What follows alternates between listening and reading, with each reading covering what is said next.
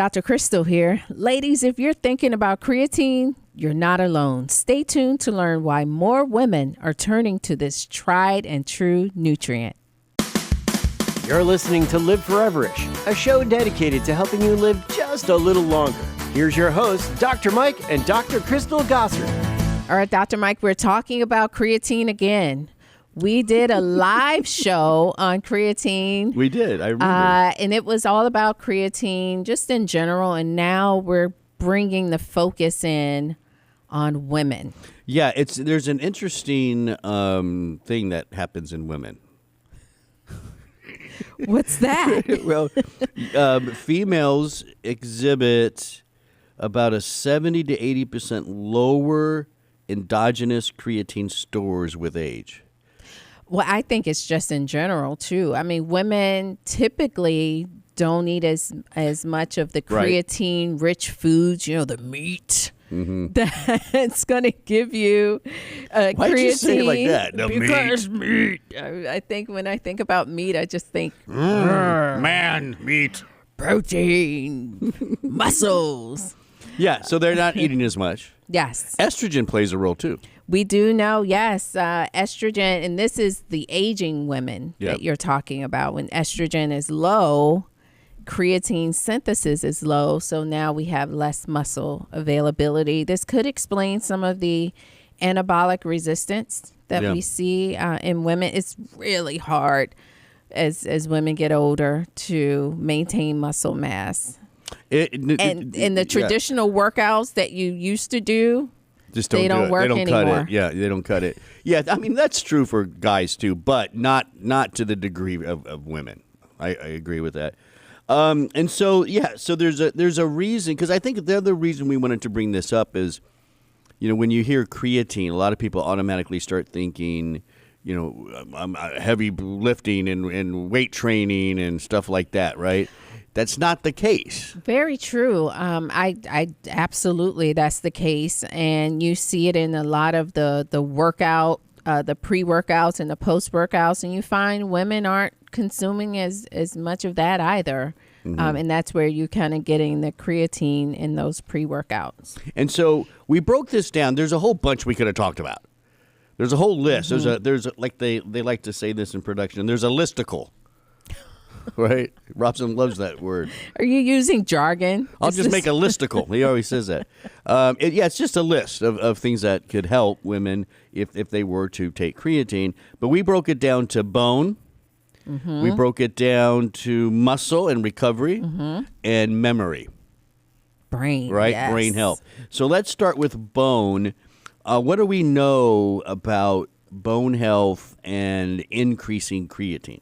Yeah, well, we know it acts as a countermeasure to the menopausal-related decrease in bone.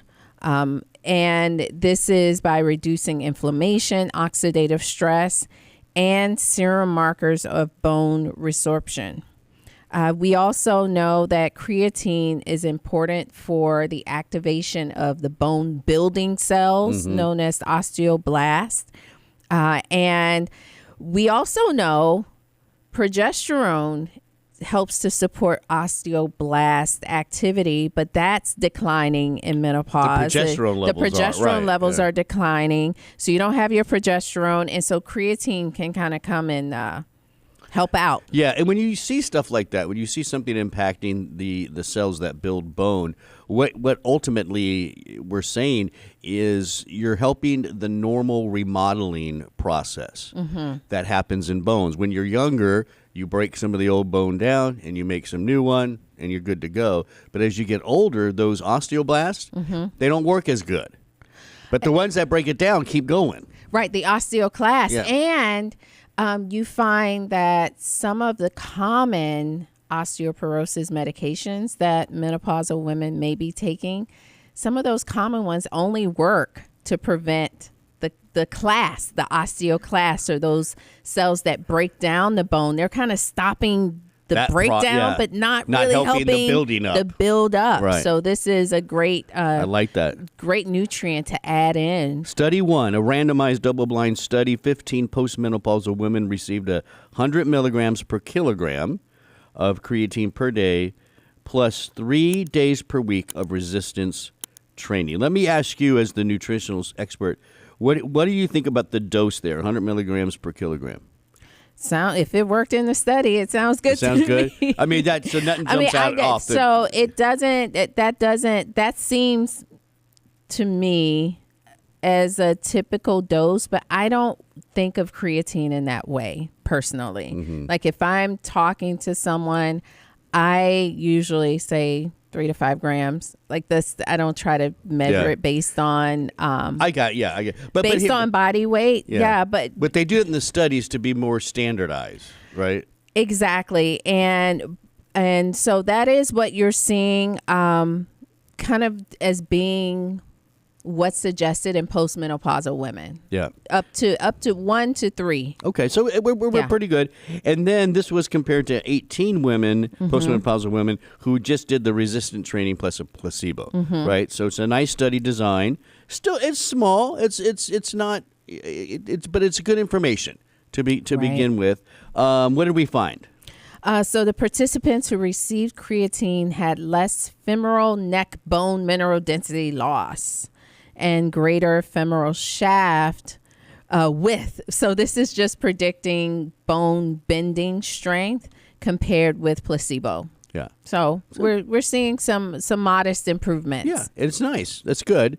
And there's other benefits of creatine too that we're going to get into. Yep. And there's even other benefits in the listicle that we're not even going to get to today. Right? Yes. All right. Do you want to move on now to muscle sure. and recovery? This is a big one. You already talked about how hard it is for women, as you get a little older, to maintain muscle mass, right? Yeah. So, and we know from a live forever-ish perspective, being stronger is key to living forever-ish. Yeah. Right? And so this is, again, anything that can impact muscle health, in addition to all the exercising you're doing, it's great. It's fantastic. And I'm happy you said in addition to the exercise, because creatine is something that you want to take with movement, with exercise.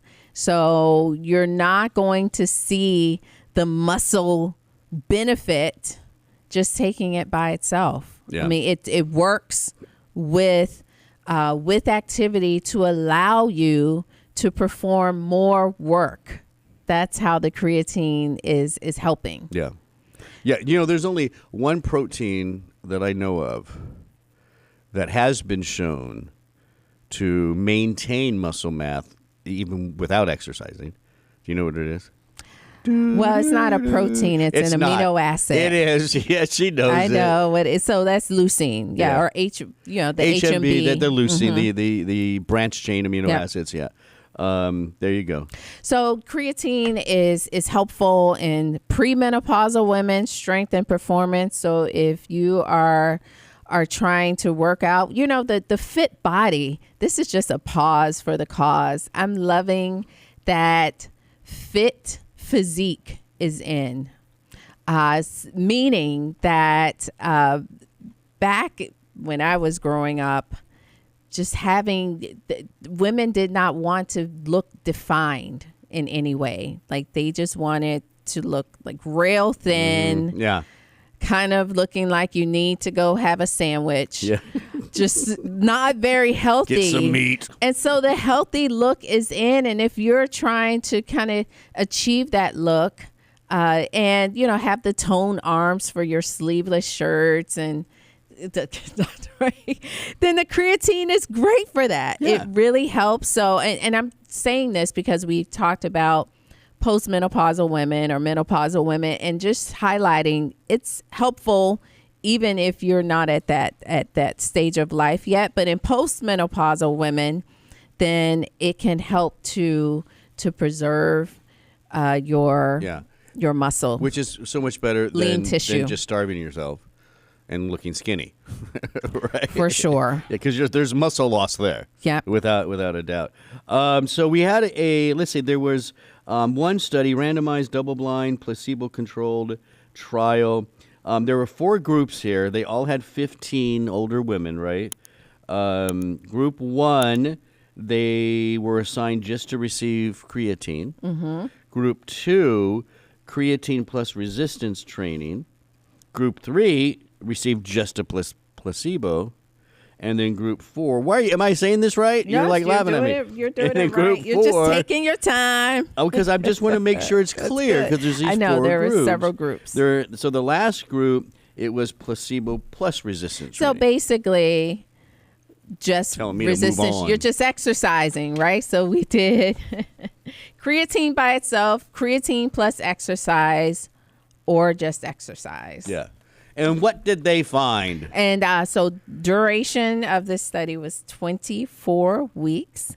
And the group that received creatine plus resistance training had significantly greater changes in 1 rep max leg press than the creatine alone and placebo group. So what this is, we've seen those leg press machines. Like that. Yes, Yeah, right, you're on your back.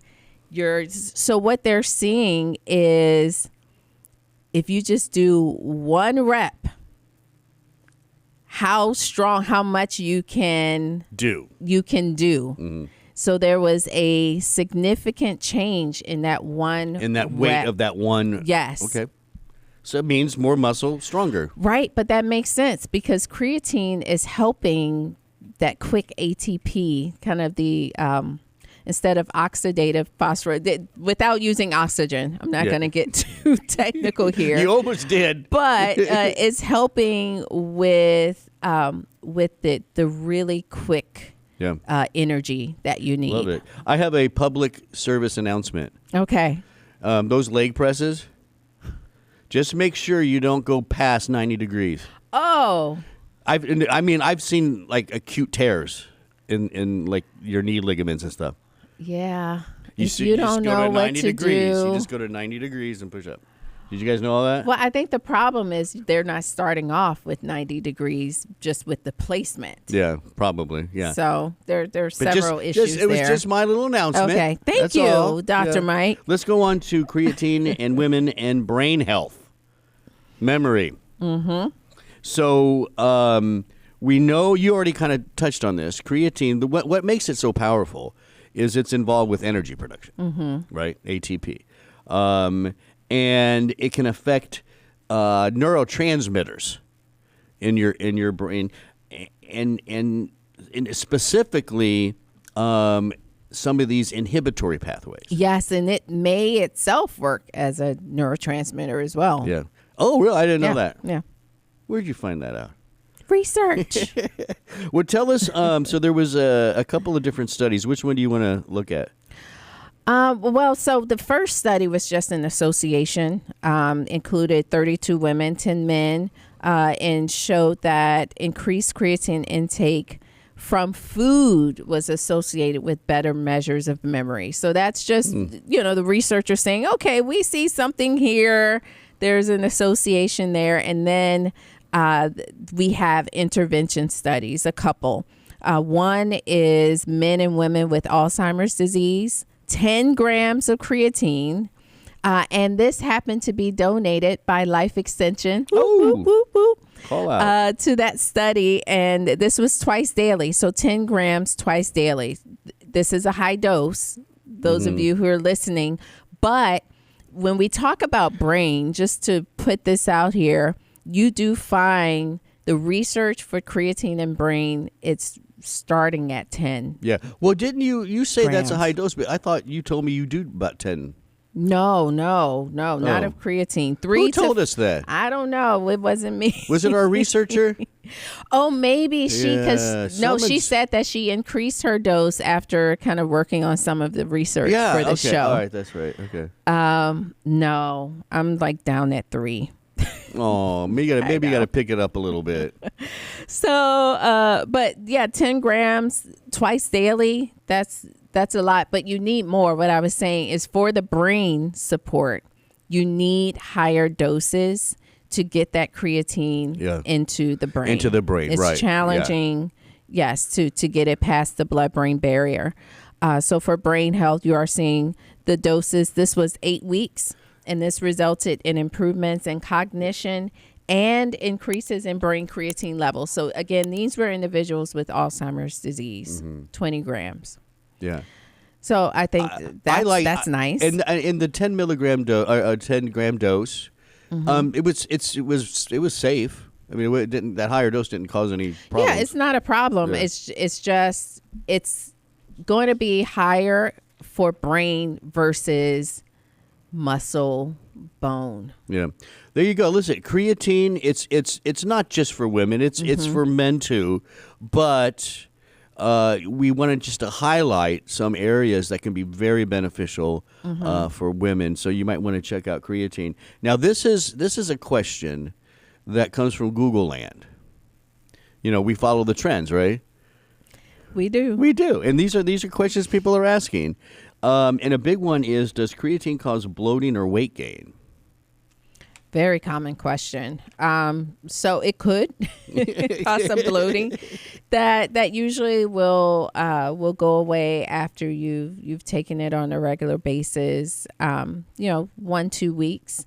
No weight gain associated with that. It's really just more water. So it's water weight, but that's how creatine works. Yeah. Creatine is increasing water into your cells, and that's what's allowing those cells to start growing. Yeah. Fantastic. Creatine for women. You might want to go check that out. Don't forget, you go to liveforeverish.com, where you can download, like, and share many, many other of our podcasts. We have a whole library. There's something in there you're going to find interesting to you. And don't forget to subscribe. It's the easiest thing to do so you never miss a show. That's at liveforeverish.com. But then our sponsor, Life Extension, wants to say thank you. Go to lifeextension.com and use the discount code podcast. And they will get 10% off $50 or more, plus free shipping and handling. all at lifeextension.com. I'm Dr. Mike. That's Dr. Crystal. Thanks for listening.